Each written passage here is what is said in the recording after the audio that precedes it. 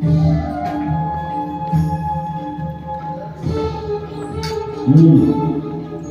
फिर से सोचो दुर्योधन, मेरे विचार से पांडवों की मांग उचित उचित अनुचित का निर्णय आप मत कीजिए पितामह। मैं उन्हें सूर्य की जोत के बराबर की जमीन नहीं दूंगा। मेरा निर्णय अड़िग है। अब तक जो होना है वो कुरुक्षेत्र के मैदान में ही तय होगा। जिसकी जीत होगी वही भारत हुआ। যেখানটায় বন্ধুরা আমাদের মহাভারত শুটিং হয়েছিল, রামোজি ফিল্ম সিটিতে আছি বর্তমান। আর দেখালাম একটু আপনাদেরকে ঘুরে ঘুরে। এইটার ভেতরেই আসলে এই সেটটা এখনও রেখে দিয়েছে ওরা দেখার জন্য। এখানেই আমাদের মহাভারত শুটিং হয়েছিল, যেটা আমরা দেখেছিলাম আগে। DD1-এ আসতো সানডের দিন, যে এপিসোডটা আসতো, যে এপিসোডগুলো এখানে শুটিং করা হয়েছিল। দেখুন।